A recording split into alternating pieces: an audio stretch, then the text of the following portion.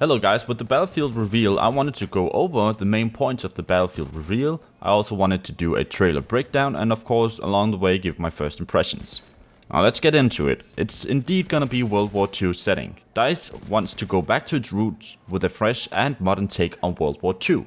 And there's gonna be no more pay to win. Looking at you, Battlefront. No paid DLC or premium pass, every player has access to the same maps and modes to keep the community together. But the main things with Battlefield 5 is of course gonna be the gameplay. So let's go over the gameplay.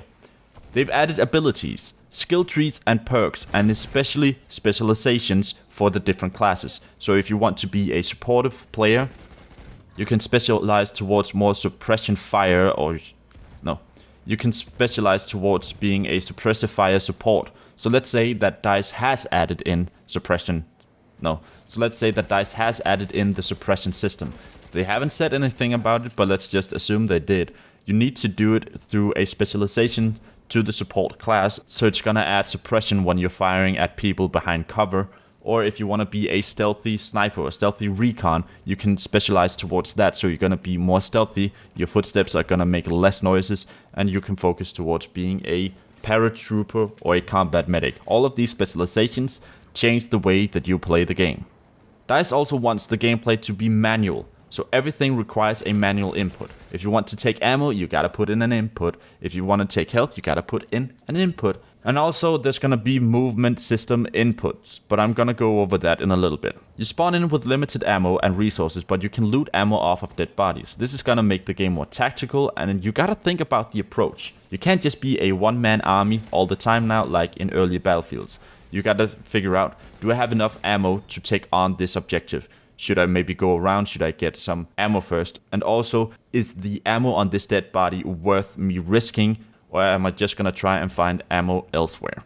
And one of the most important features, in my opinion, is that now there's gonna be a, somewhat predictable recoil pattern to bring back skill. There's not gonna be any random deviation and no visual recoil. Where you aim, the bullets will go. So now we can master weapon recoils again and find out if burst firing 2, 3, 5 or 7 bullets is the way to go before ending the burst, or if you're gonna be able to hip fire the gun very accurately, or also if a gun is very good at continuous fire. So far there's no word on any sweet spot mechanic for snipers though, so I don't know what I think about that. You can also throw back grenades or shoot them midair, so if people throw at you, you can quickly pick it up, throw it back, but you also gotta be careful because as soon as you pick it up, or if someone throws a grenade at you and then they take out the rifle, and as soon as you go over to pick up the grenade and throw it back, they can actually just shoot it to detonate it in your face. And I see a lot of potential for fun, amazing, epic and trollsy moments with this feat. I'm just imagining throwing a grenade and then a player goes over, tries to pick it up, but before he goes down to pick it up, I shoot it, it detonates, I get the kill. Gonna be fun. Can't wait for it. I said earlier there's gonna be movement inputs because they have overhauled the entire movement system. You gotta time it right if you want to do any sort of parkour or free running, if you want to vault, if you want to do a ledge grab, or if you want to jump through a window and still keep your momentum. You have to time the jump at the right moment, so you don't have to break the window before you jump through, but you just gotta time it right. And you can dive to all directions, and then you can crawl on your back or on your side, and you can shoot while crawling. There's gonna be a slight delay from when you dive to the ground to when you can shoot, just to make sure that no one is gonna make use of the dolphin diving technique. You can also shoot while jumping, vaulting and falling, but just with lower accuracy. As long as the weapon is pointing straight forward, you can shoot, but as said, with lower accuracy.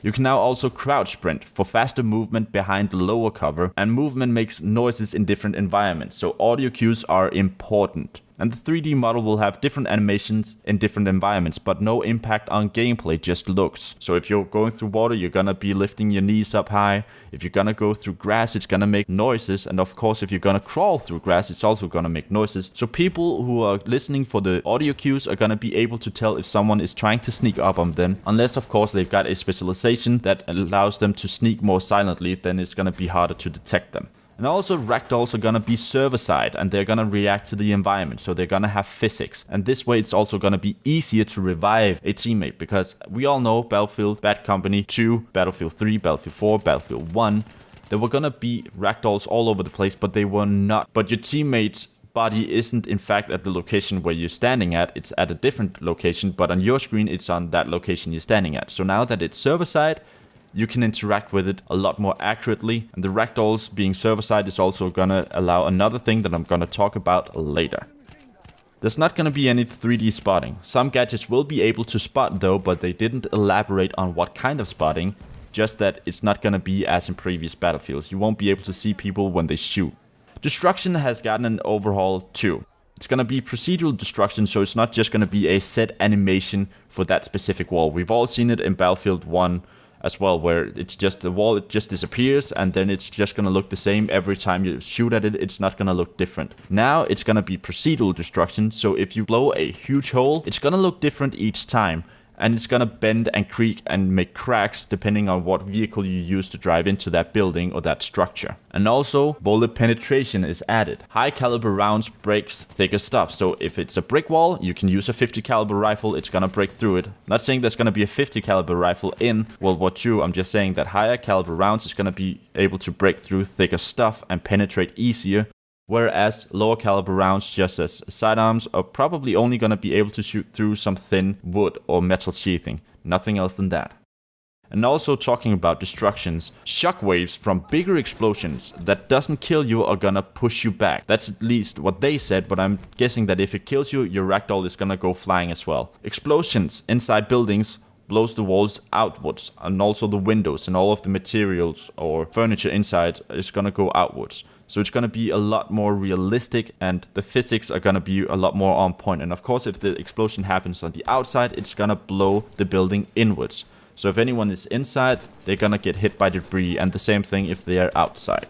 Health regen is only to a certain breakpoint. They didn't clarify on that. Maybe it's a set 30% or every 10%.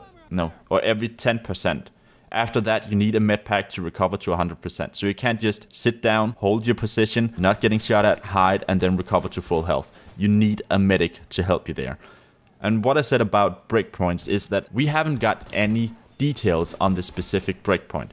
So let's say I take damage and I'm at 25% health. Then I'm only gonna recover health up until 30%, just as an example. And after that, you need a med pack. Everyone can now revive, but there's an animation, and the medic one is faster, and the medic is able to revive you with full health. All of your other teammates can revive as well, but it's gonna take longer, and you're not gonna be revived with as much health as if it were a medic. And also what I talked about earlier about the ragdolls being server-side, you can now drag your teammate's body out of harm's way before resting them, which I am all in for, because in all of the battlefields, you've all experienced it. You get shot, you get killed, you get rest, you get killed instantly because you're laying the same spot as you did before, and you have a short downtime where you can't do anything and you're just gonna die. You can also opt into a revive animation and stick out your hand and say, hey, I need a rest. Could you please come and revive me? I need to get back up. Or you can choose to bleed out. I see potential for more trolling here too. You shoot someone, you see them stick their hand out, you see someone else going over to it, you can use that down player as bait for the other guy, and you can then take him out. That's probably gonna be a thing, and it's gonna be fun. Just not for the ones that are gonna be baited by it. It's gonna be a toolbox for everyone, and the toolbox allows you to fortify a location with sandbags, reinforce structure, or rebuild structure. You can make tank traps, barbed wires, and medics can make a med station, supports can make an ammo station, but also the support class makes fortifications way faster. Basically, the toolbox is specialized for the support, but everybody can use it. The new squad system is called a company. You earn squad points, and the squad leader can call in airstrikes, vehicles, or other supportive items, but only the leader can do this at the expense of the points that you collect from doing squad related activities. This makes the squad leader's role much more important, and the squad leader has got to know his stuff and where to put things tactically. It's not just going to be like in other Battlefield games where the squad leader is basically only saying attack this point, defend this point.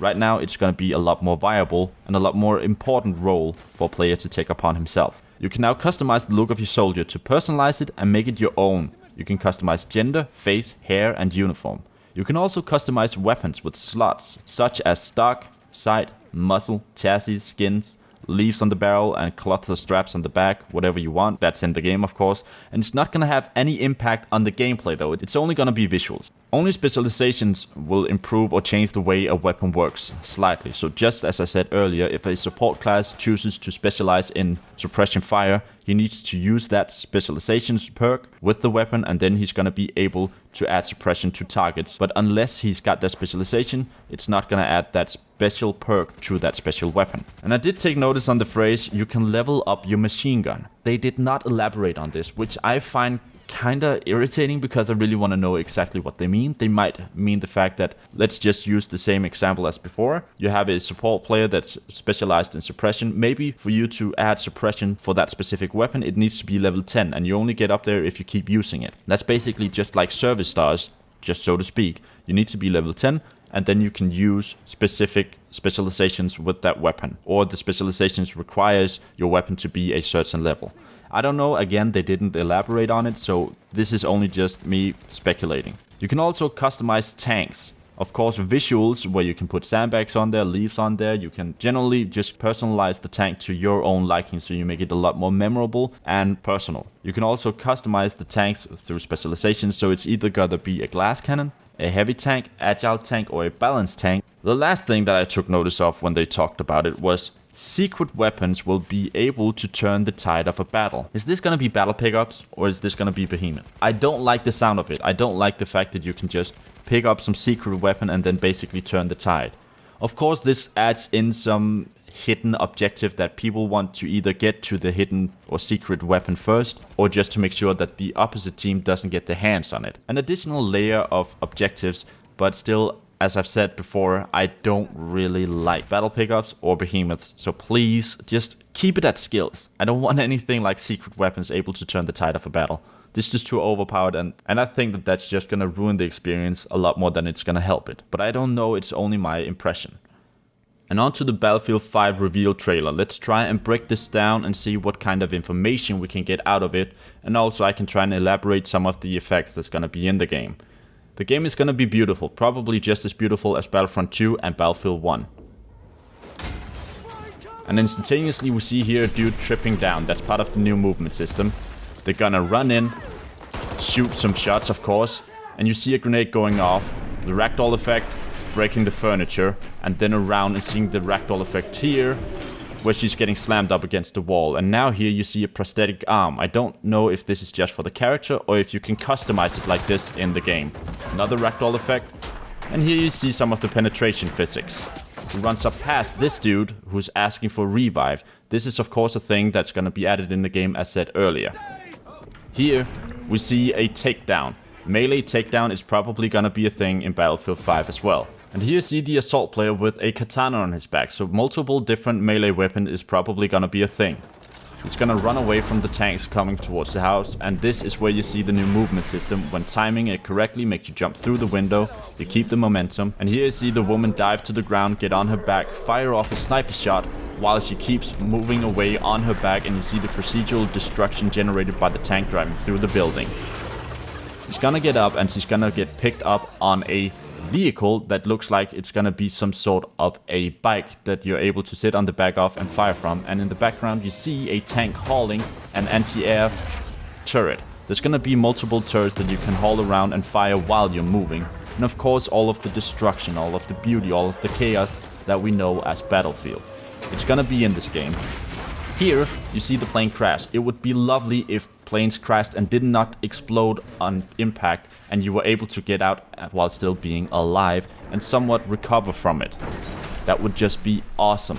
An awesome feature instead of just dying on impact. And here you see him picking up the weapon with the leaves customized on the front, and you see the teammates fortifying the positions with the toolbox.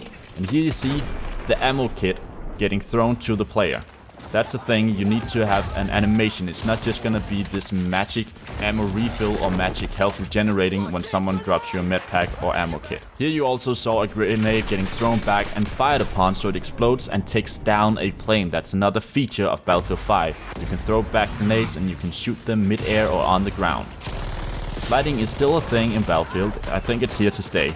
And here you see some of the ragdoll physics again. And the V1 rocket coming in, being called in by the squad leader. And here you see this shockwave that's gonna push you onto your back. As said, a lot of cool features gonna get added to Battlefield 5. Looking forward to it, and we see some of them in action. Here we see a supposedly takedown, and when we zoom in, we can see a squad member spawning in on you, saving you from the takedown. Hopefully this is gonna be a thing, so people are not just gonna get locked in a takedown animation.